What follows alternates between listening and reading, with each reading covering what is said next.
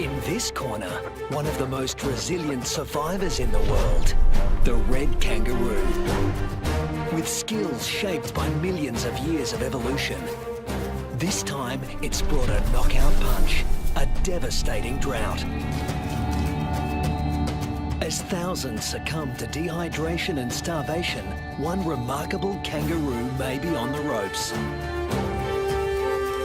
Can he make it through hell on earth? Or is this one fight even the red kangaroo can't win?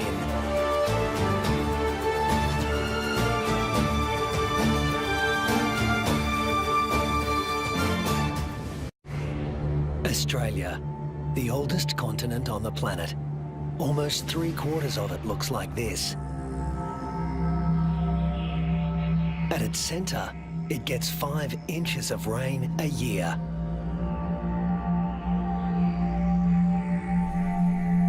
The mercury can hit 110 degrees Fahrenheit. But the hardest part for those who live here is the climate's unpredictable personality. This is a place where there are no true seasons, only moods. To make it here, you need to be able to roll with the punches and shift gears in a hurry. The acknowledged master of that art in the Australian outback is the red kangaroo, the largest marsupial in the world.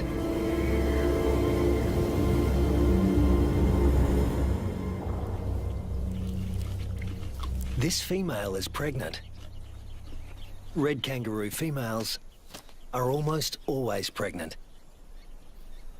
They've evolved to adapt their reproductive systems to the unpredictable whims of the environment.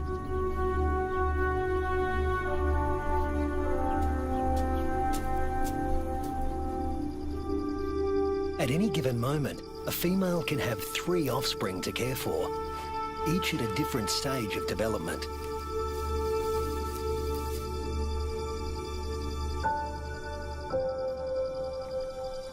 This is number 1, the peanut. After 33 days developing in the womb, the newborn emerges as a blind, hairless, pink creature, roughly the size of a peanut. We call him Rusty. There's virtually no sign of the powerful hind legs we all associate with the kangaroo. He uses his arms to make the grueling trek up the belly to his mother's nipple, guided solely by instinct and smell.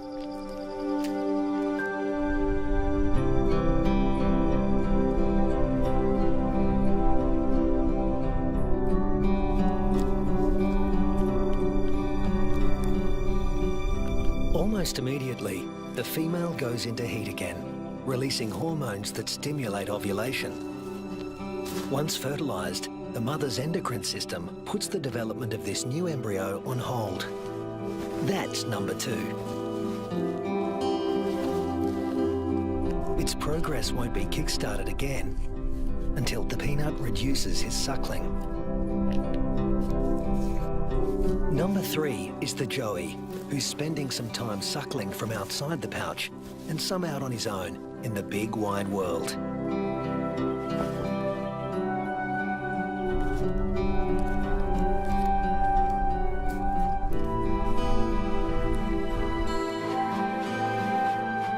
The female is a living assembly line of young at various stages of development.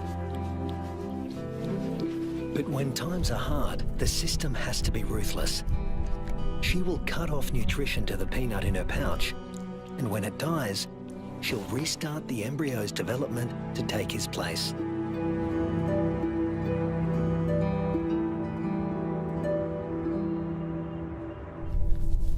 Rusty's developing nicely.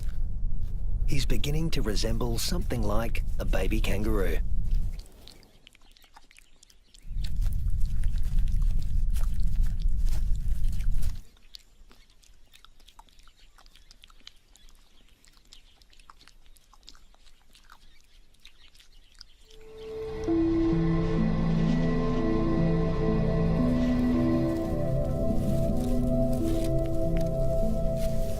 3 months old, he can hear all the sounds of the world he'll soon be inhabiting.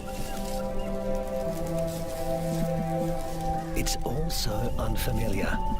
It's not surprising he'd prefer to stay in the pouch for just a while longer.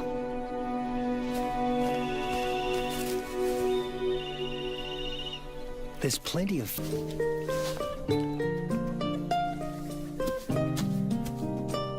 But Rusty's not the only one in the neighbourhood with a serious set of legs. An emu, the biggest native bird in Australia, announces his arrival.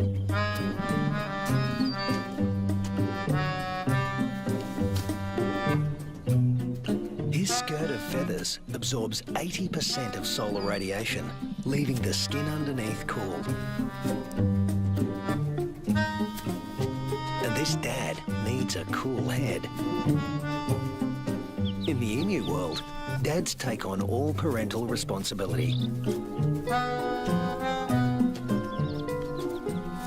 The chicks will be under his wing for 18 months. Not exactly the red kangaroo way. Males are pretty much deadbeat dads. They leave as soon as the young are conceived. Rusty also still relies on his mother for food and protection, so he tends to stay close. But apparently he's also got an independent streak. Maybe there's even more fun out there. Soon he leaves the rest of the mob and is in uncharted territory. Not a good place for a baby kangaroo to be.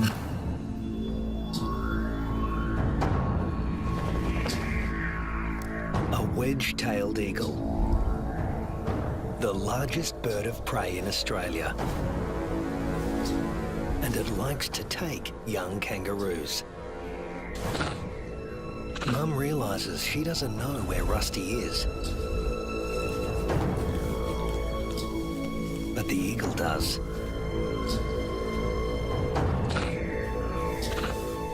Rusty's big ears and instincts tell him something's not right, but he's too young and inexperienced to know what it is.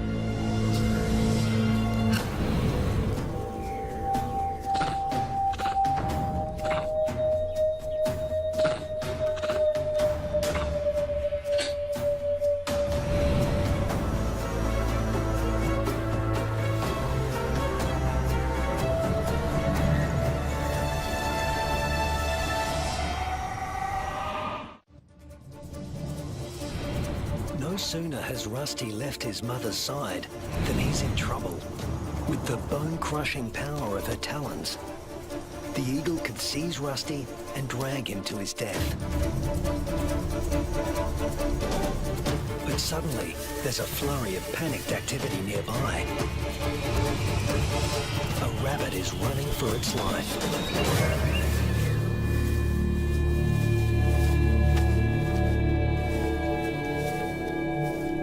Luckily for Rusty, there was easier prey to be had. This time,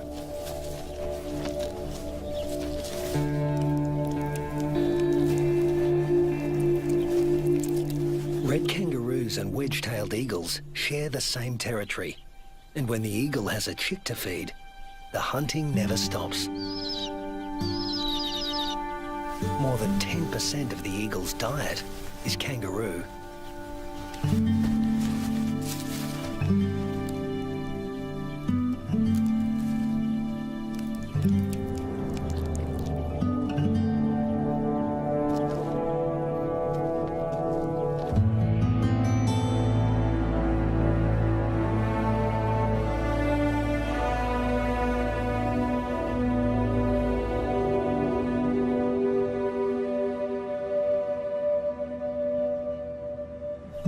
Rusty is now 8 months old and a full-fledged joey, a juvenile that spends all his time outside the pouch.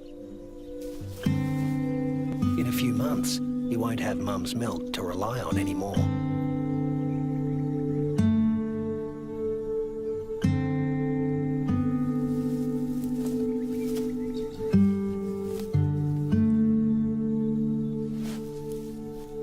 father will start tapering off his milk supply because there's another bun in the oven and it needs the nutrition.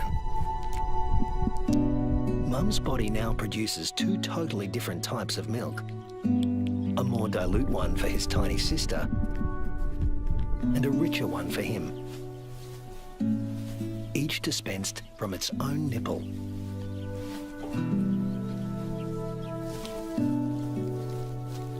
But males like Rusty are about 10% larger at weaning than the average female and are heavy drinkers.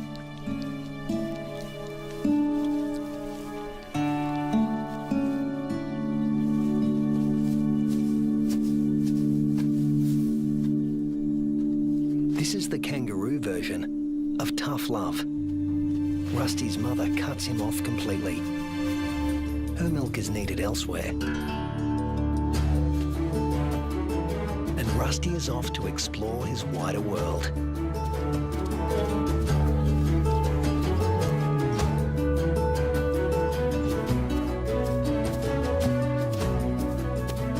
Before long, he happens on another group of kangaroos. These are grey kangaroos, smaller than reds and more suited to areas where the climate is relatively predictable. They don't conserve water as well as reds and prefer the shade of the wooded areas on the desert's edge. Rusty is apparently a new experience for them as well. It's like a get-together with distant relatives you've heard of but never met. Slightly awkward.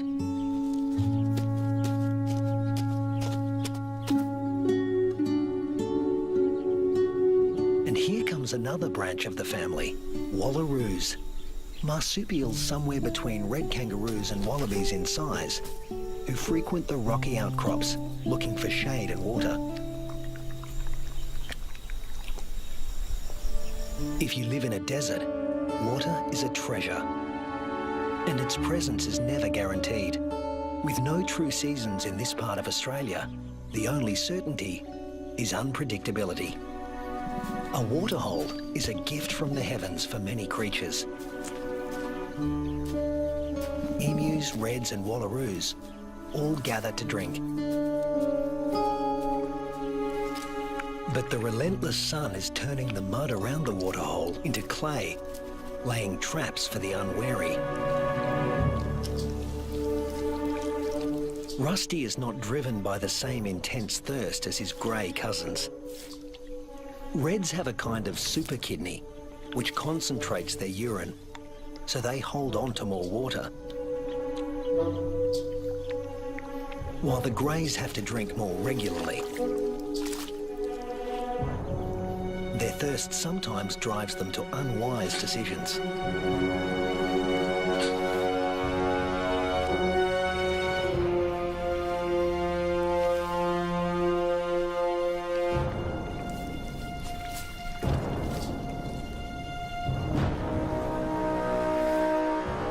This young grey is in trouble, deep trouble, and he's drawing some unwanted attention. A dingo. Dingoes will gladly take a young kangaroo under any circumstances. A joey stuck in the mud and unable to flee, that's just too good to resist. The other kangaroos can't help him. His fate is sealed. Even at the tender age of 18 months, Rusty has the good sense to get out of Dodge in a hurry. Now he's on the road again, in search of a good meal. He's still an adolescent, and burning through energy at a faster rate than an adult.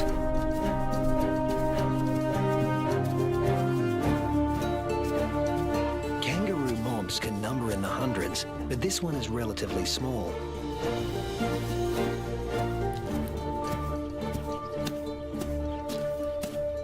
And Rusty's appearance on the scene has caught another male's attention. They're around the same size and the same age, perfect sparring buddies. Game on. But this isn't a life or death battle.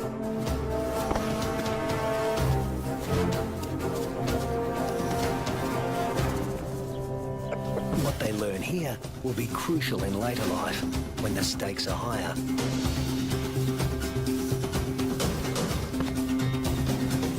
Long arms for wrestling win fights, and females want winners.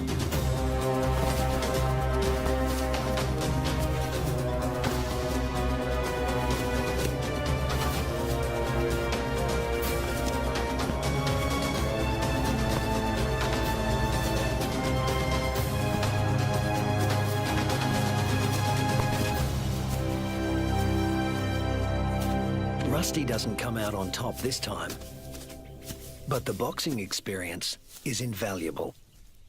At this age, the learning curve for a kangaroo is steep and full of surprises. A sudden rustle in the dry grass spooks the gang he's hanging out with.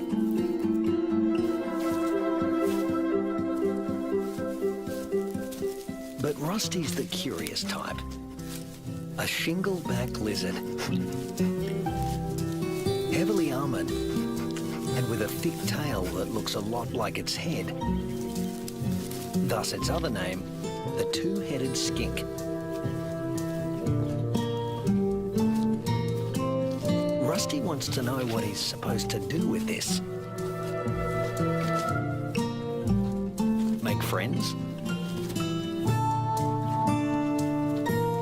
Try to box with it? Eat it? The lizard doesn't seem suitable for any of these activities. And Rusty eventually gives up on the relationship.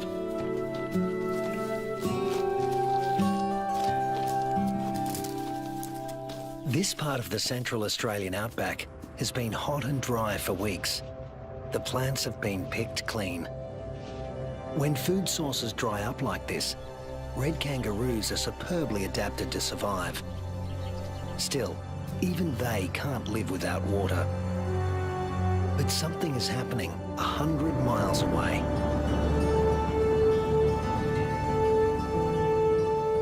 Where the sky has opened up and torrential rains are soaking the parched earth.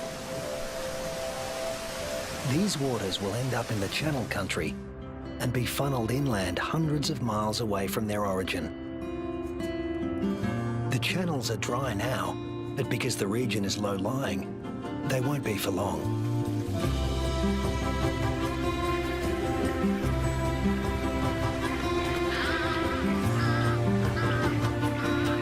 And what was once an arid wasteland begins to revive.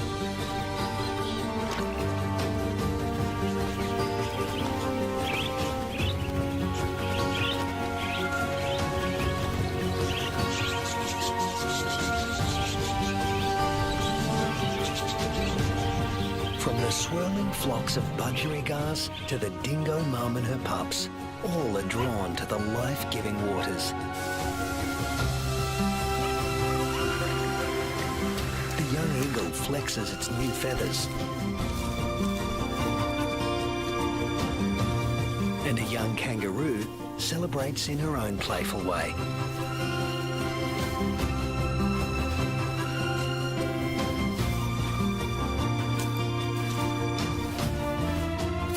Emus are water guzzlers, and adults can drink up to 4 gallons a day. Like all emus, the chicks revel in a cooling bath.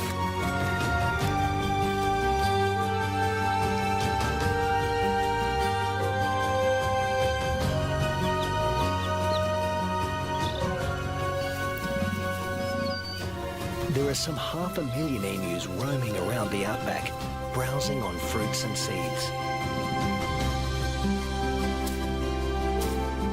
And what's good for the emus is also good for the rest of the ecosystem. As they move through the bush, they scatter the seeds of the flowers and fruit they've eaten along the way, which will sprout and become new plants.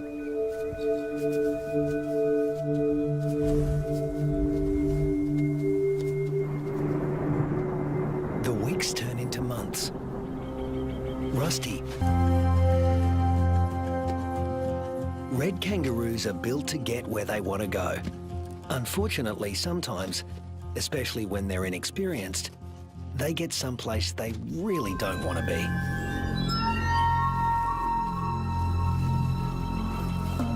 The inland taipan is the most toxic snake on Earth. There's enough venom in one bite to kill 100 full-grown men.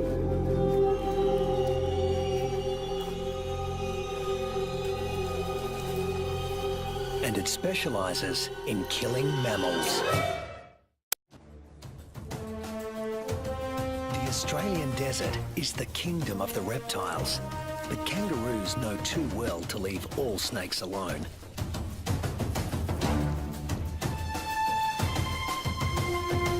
Brown snakes kill more humans than any other snakes in Australia.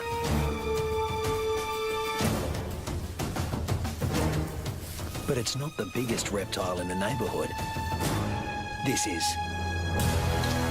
The parenti, reaching 8 feet long, venomous and fast on its feet. A large parenti will eat a small kangaroo. But today, it's got its eye on an eastern brown snake.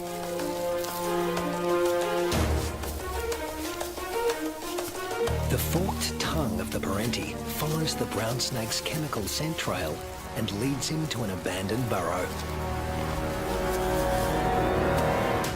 A burrow with only one entrance.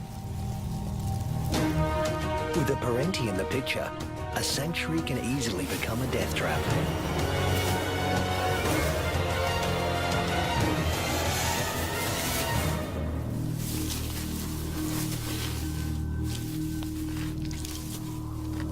The body of one fearsome reptile disappears into the body of another.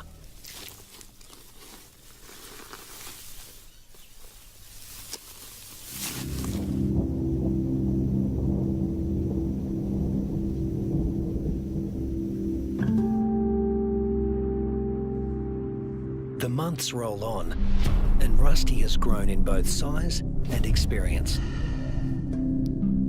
He weighs 150 pounds now and has dozens of sparring matches under his belt. Today, he finds himself with a mob he's met before. The one with the tough male who intimidated him last time.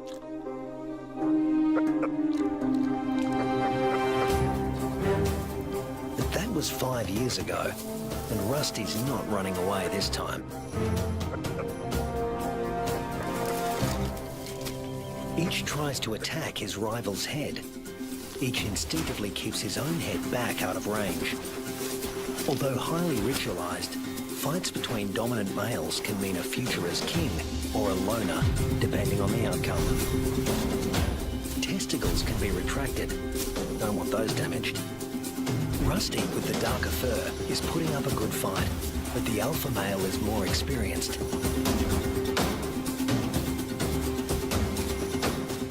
Females don't care who wins, just so long as he's got good genes. But Rusty is younger than his opponent and in top fighting form.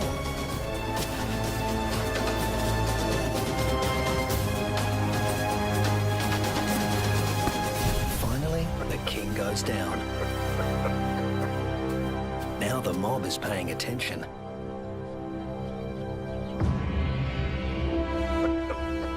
Rusty's the top male now, and to the victor go the spoils.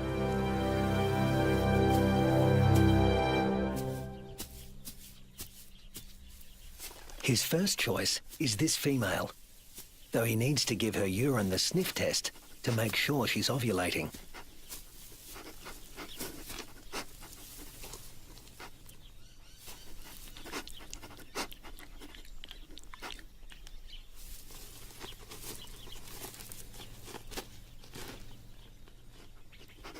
She's ready. But Rusty has only a brief window of opportunity. She may only be receptive for a matter of hours. Better get to it. Mating doesn't take long, or wouldn't if there were only one female to consider. But Rusty's got miles to go before he sleeps. He's King Kangaroo now, and in addition to regular mating duties, he'll have to fend off other young roos who'd like to knock him off his throne, just as he did his predecessor. But that's not all Rusty has to worry about. The temperature is soaring and the land is drying out. Evaporation is sucking the life out of everything, flora and fauna alike. You can never tell when the weather will change, only that it will. And that's the origin of some of the red kangaroo's most amazing adaptations. They're masters of heat regulation.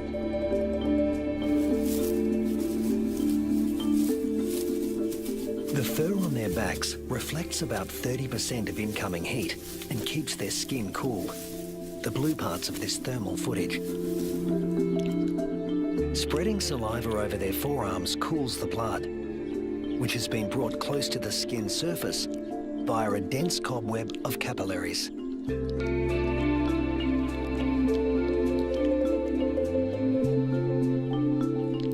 With temperatures simmering above 100 degrees for over a week, a third of the males have already become infertile. If these temperatures were to continue for 3 more months, the number would more than double. Reds defend their sperm by licking their scrotums to keep them cool. And in contrast to their battle strategy of retracting the scrotum, males let their testicles hang way down below their overheated trunks, keeping them about 7 degrees cooler than at their cores. The sand, even a few inches down, is cooler than at the surface. Red kangaroos dig until they reach cooler soil, and then,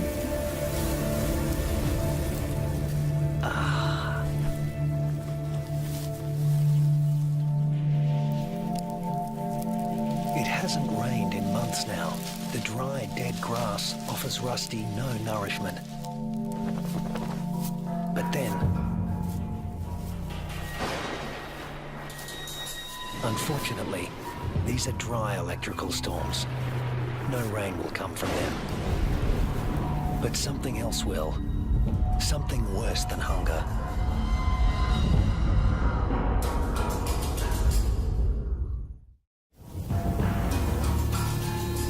Lightning has ignited the dry grass of the outback. The kangaroos can easily outrun a grass fire.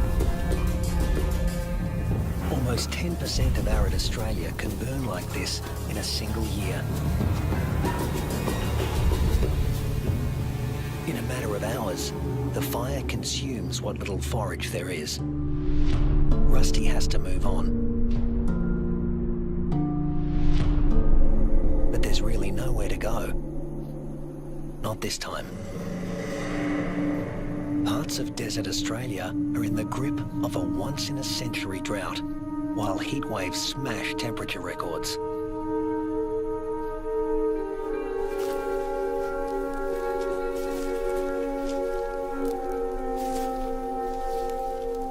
Nothing that lives here has ever experienced anything like it, Rusty included.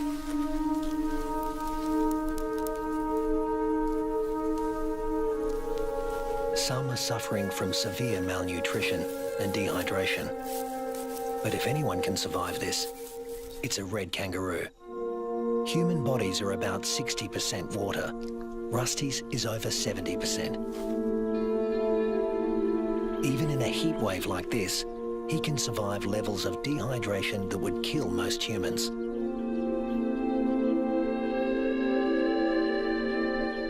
Reds only sweat when they're on the move.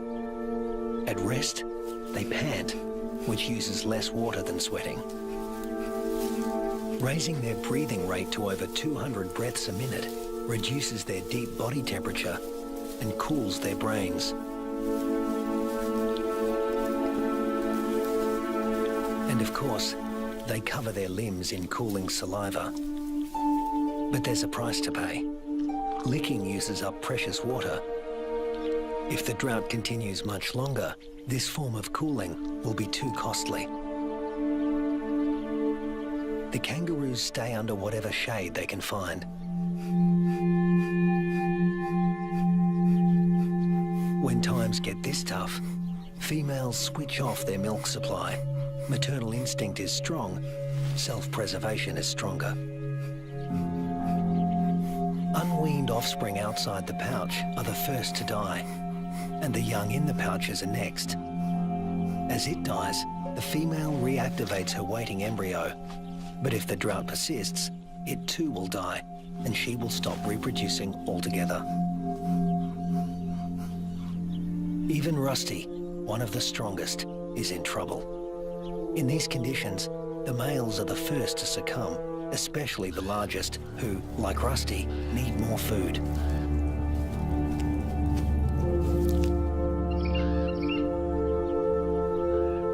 The demise of the red kangaroos is the wedge-tailed eagle's bounty.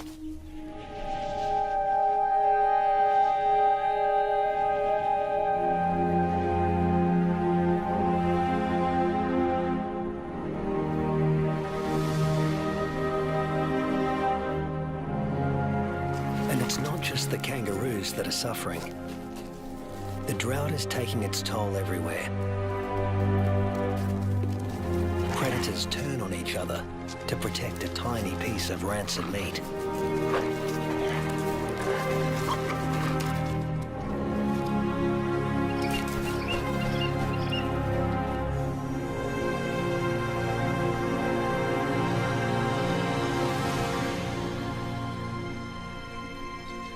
This is the last remaining waterhole.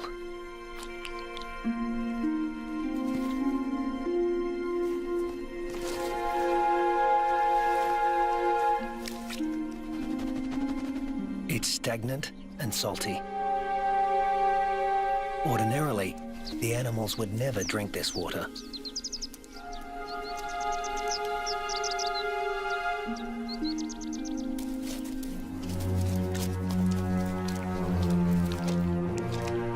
But desperation drives them. The drought makes for uneasy bedfellows.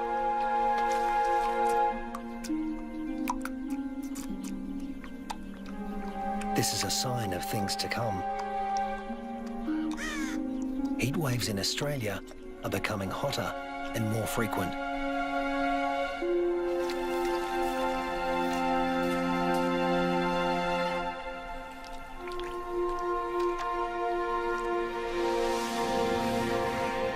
The intense dry heat continues and the casualties mount. Among them are many of Rusty's offspring. In some parts of these desolate lands, drought can kill 8 out of every 10 kangaroos.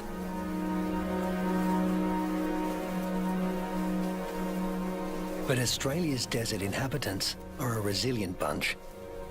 After all, these may have been the hottest temperatures for the last 100 years. But these species have successfully weathered the climate for tens of thousands of years.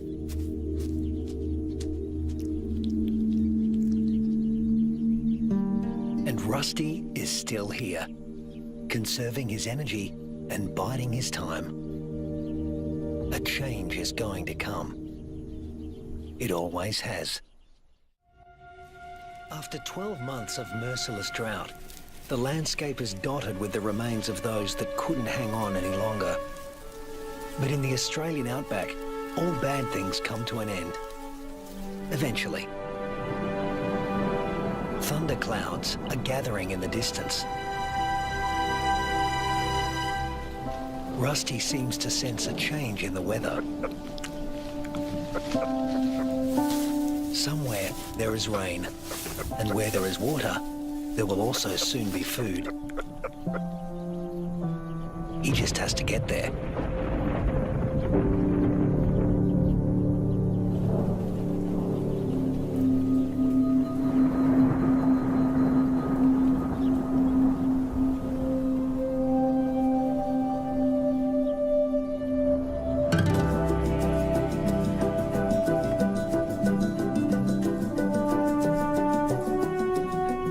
With what remains of his ebbing strength, Rusty heads in the direction of a storm.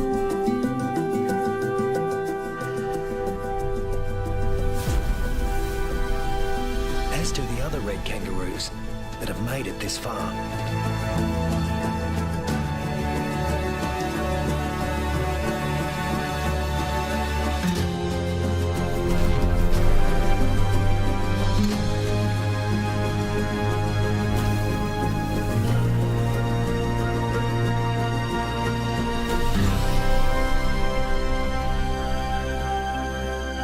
When Rusty reaches the area watered by the storms, he finds a world restored by rain.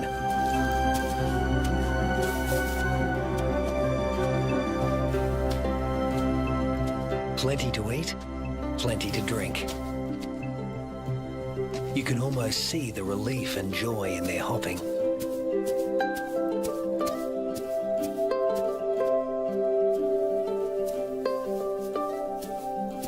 They will stay here and take in the nourishment.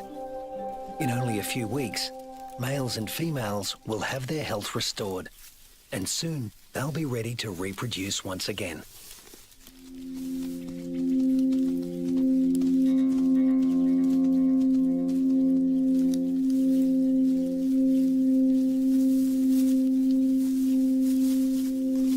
But before that can happen, they have to make it through this.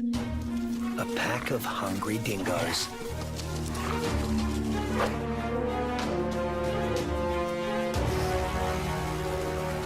Hunting in a pack more than doubles a dingo's success rate.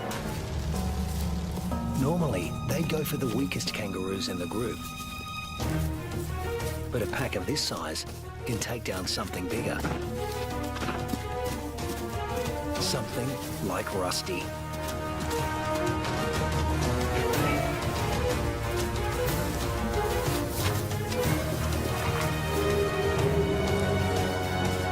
Luckily, his strength is completely restored, and he can travel at full tilt. Rusty doesn't accelerate by bounding faster, but by bounding further. He lengthens his leaps, at times covering 25 feet in a single bound. Once he gets past 10 miles an hour, Rusty rockets along with little extra effort, while the dingo's forelegs need to move ever faster. Now hitting 25 miles an hour, Rusty's only using about half of the energy the dogs are putting in. They have no chance of catching him.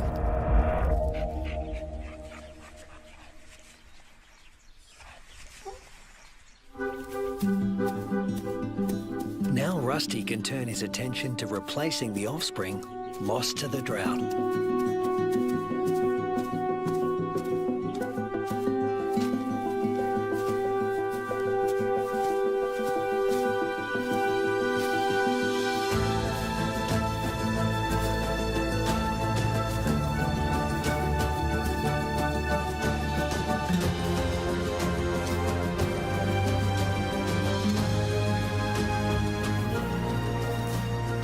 At 200 pounds, powerful, and in the prime of life, there's no question that he's the dominant male of this gang.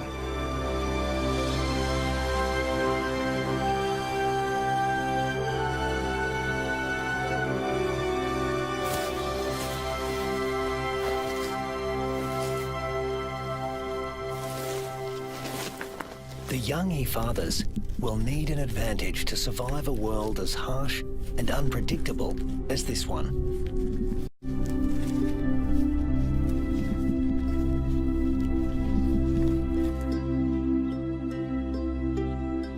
What greater advantage could there be than to begin life as the progeny of the undisputed king of the red kangaroo mob?